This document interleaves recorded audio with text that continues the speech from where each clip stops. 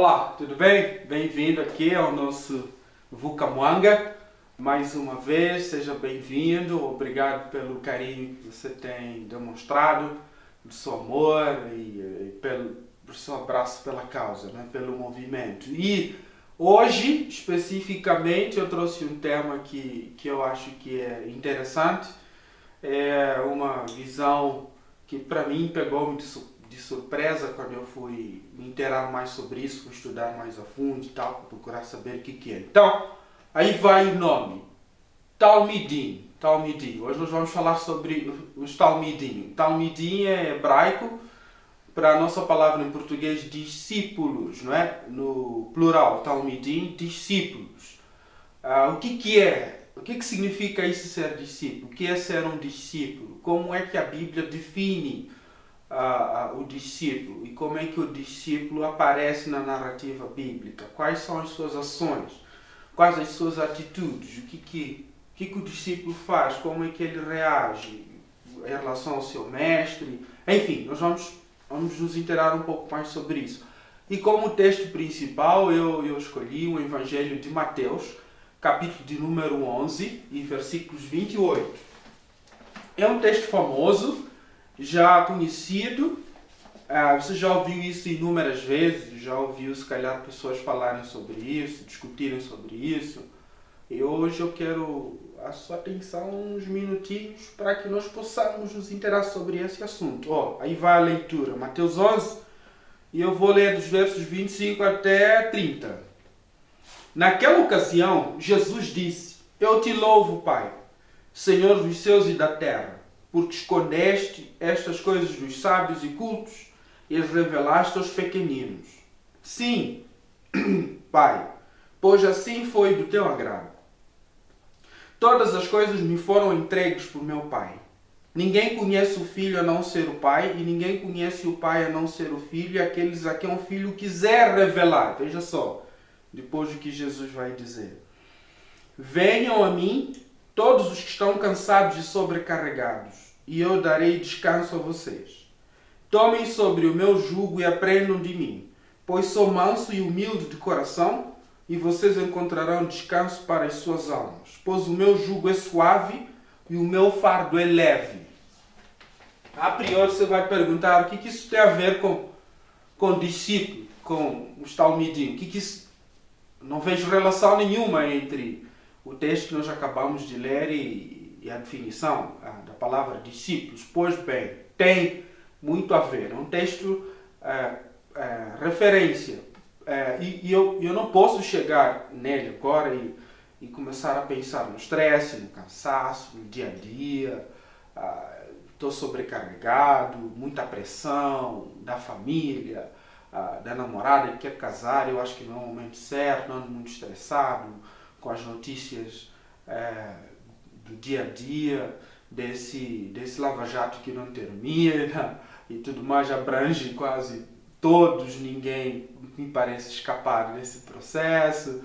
E isso causa um cansaço mental, estresse desnecessário, negativo, porque os comentários nas ruas é só sobre isso, quem vai preso, quem não vai, quando é que o Brasil vai mudar, e tudo isso causa um mal-estar, certo?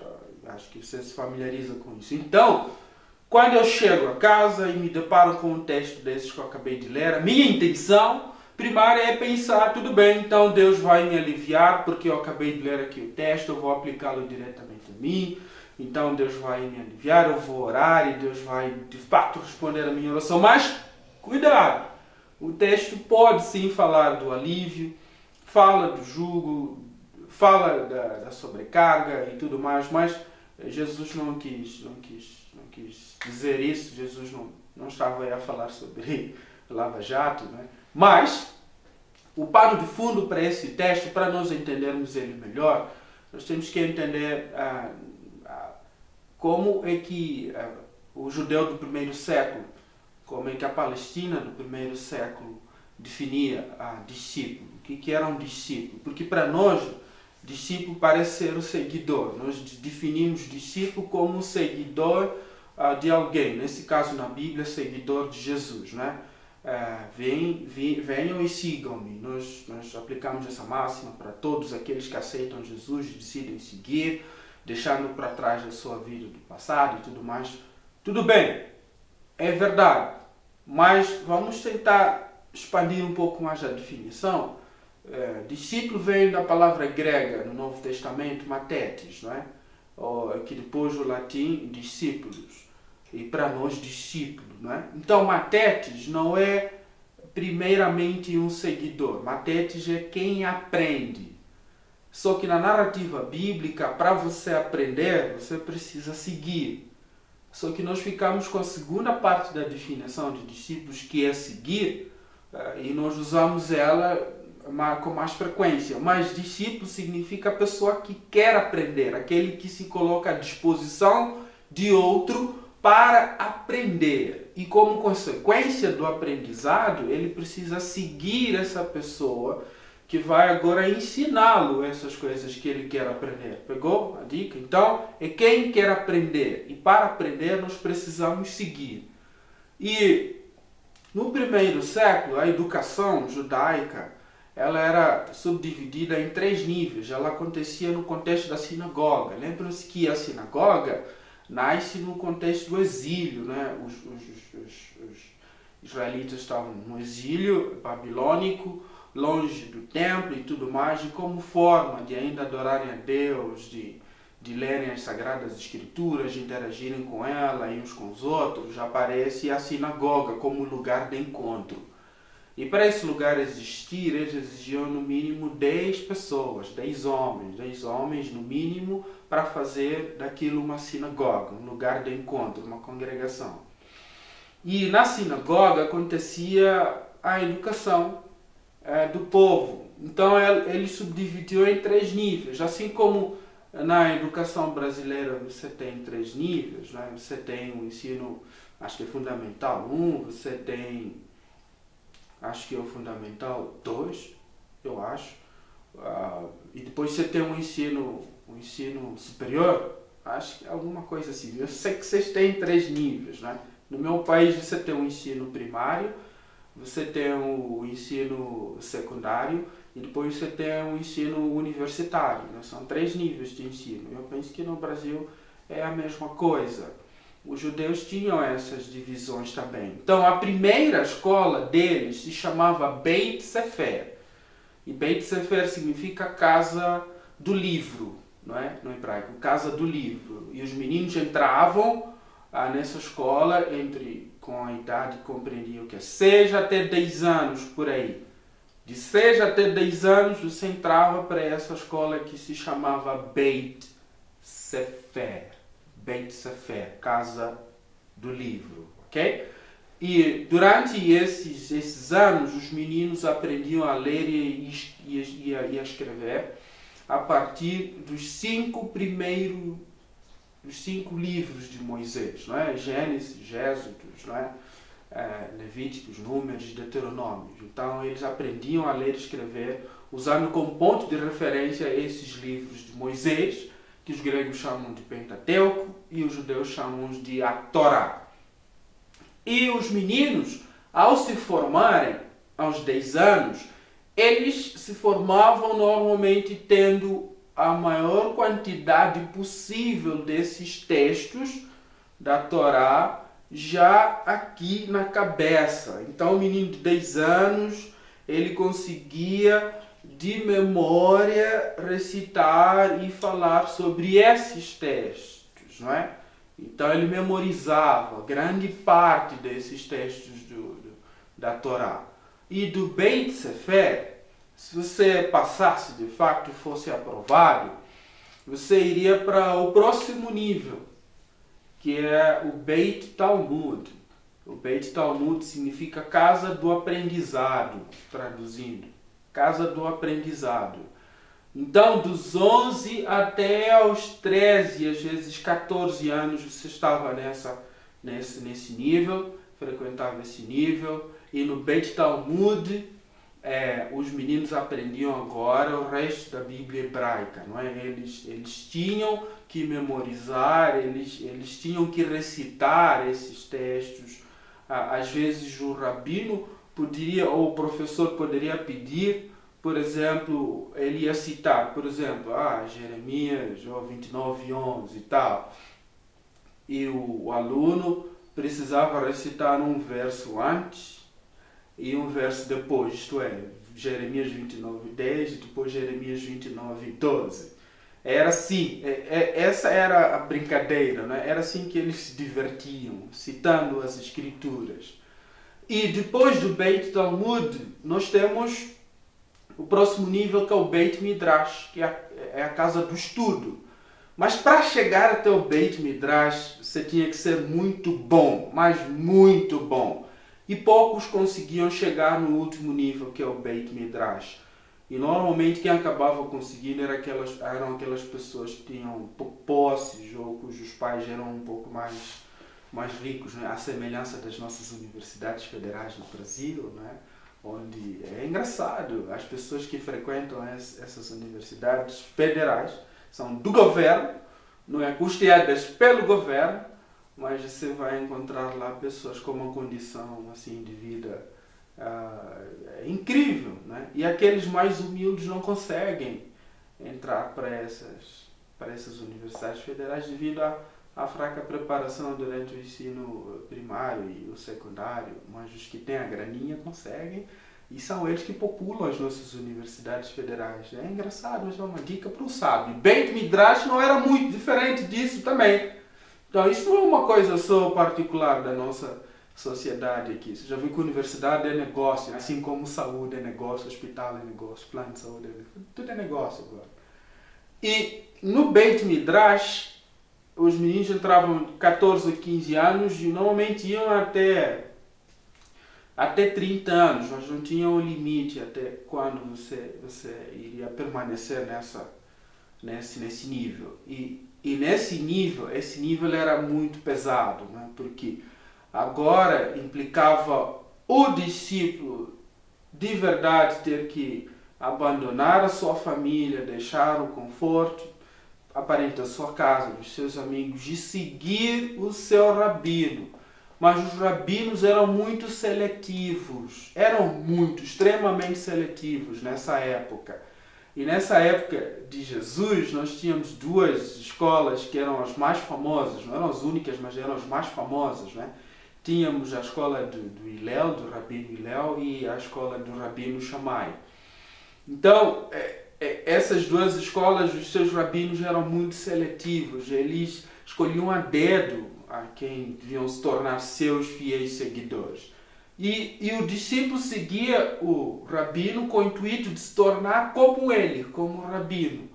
E o rabino tinha a sua forma de ensino, sua metodologia de ensino, tinha o seu currículo também, tinha a sua filosofia. A isso eles chamam do fardo do rabino.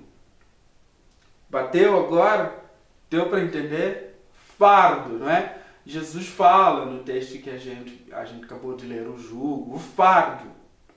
O fardo são os ensinamentos do rabino, a sua filosofia, a sua metodologia, a sua forma de interpretar o texto. Cada rabino tinha uma forma específica de interpretar os textos. E nessa época, assim como até hoje, os rabinos, quando discutem um assunto sobre a Bíblia, sobre as Escrituras, quem não faz parte dessa cultura pensa até que eles vão brigar, vão lutar, porque o debate é muito quente, é muito sabe, acirrado, é agressivo até, agressivo não fisicamente, mas tom alto, voz alta e tudo mais. E eles fazem isso com gosto, com prazer, porque para eles as Sagradas Escrituras precisam ser assunto para debate, para discussões, porque só assim eles crescem. Então não é diferente do texto que nós acabamos de ler. No Beit Midrash, se você fosse de facto muito bom, você acabava por se formar e se tornava agora num rabino. Então, imagine comigo, quando Jesus agora foi até os camaradas Pedro, Tiago, João, André, ele chamou eles e empregou aquela expressão famosa: vem e siga-me, né? Vem e siga-me. Essa é uma expressão muito famosa para a época de Jesus. Todos os rabinos usavam essa expressão. E Jesus, por ser um rabino, você sabe agora, já deu para perceber que Jesus é um rabino, né? O Novo Testamento se refere a ele, particularmente os evangelhos, mas 13 vezes que isso aparece nos evangelhos, chamando Jesus de rabino, né? Mestre, professor. Jesus é um rabino. Só que Jesus faz um movimento inverso dos outros rabinos. Os outros rabinos esperam que os alunos cheguem até eles e façam o pedido, mas Jesus não. Jesus é que vai ao encontro de Pedro, de Tiago, de João, que eram pessoas não muito profundamente educados, né? Provavelmente uns não sabiam nem ler, nem escrever muito bem. Mas Jesus faz esse movimento, vai até eles e faz o convite e diz: venham e sigam-me, né? Porque eu quero fazer de vocês pescadores de homens.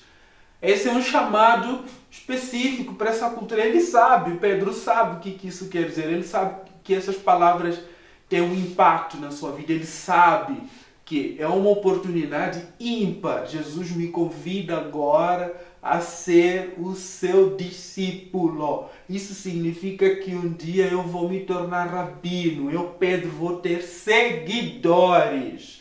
Eu vou ter pessoas que vão me seguir, que vão seguir a minha filosofia, os meus métodos, a minha forma de interpretar as Sagradas Escrituras. Isso é muito bom, isso é gostoso. Ter seguidores. Quem não quer ter seguidores? Por isso que você gosta daquele like que dá no Facebook ou no Instagram, aquele comentário e tudo mais. Você gosta. Você até controla quantas pessoas são seus amigos agora no Facebook. Quando o Facebook te congratula dizendo mais 30 pessoas foram adicionadas à sua lista, blá blá. Você gosta de ter alguém te seguindo. Você gosta quando alguém comenta alguma coisa, quando você posta ou escreve sobre algum assunto e pessoas gostam e reagem e tudo mais com os emojis e companhia. Você gosta disso. Agora imagine Pedro. Para essa época, seguir um rabino era uma honra. Era algo glorioso. Era uma experiência única. Hoje é complicado porque nós falamos do discipulado, do processo do discipulado.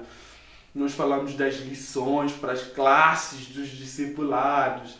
Naquela época era uma experiência de vida, era a sua vida nas mãos de um homem considerado sábio.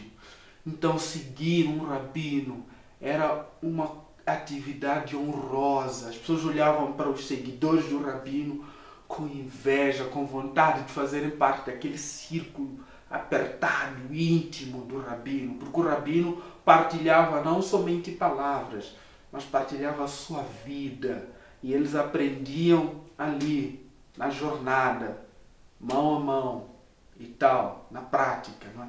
Então, para os discípulos, o convite de Jesus foi assim: esse camarada veio nos dar uma chance, uma oportunidade que os outros não nos deram, porque nós não somos tão inteligentes assim, pelo menos de inteligência formal.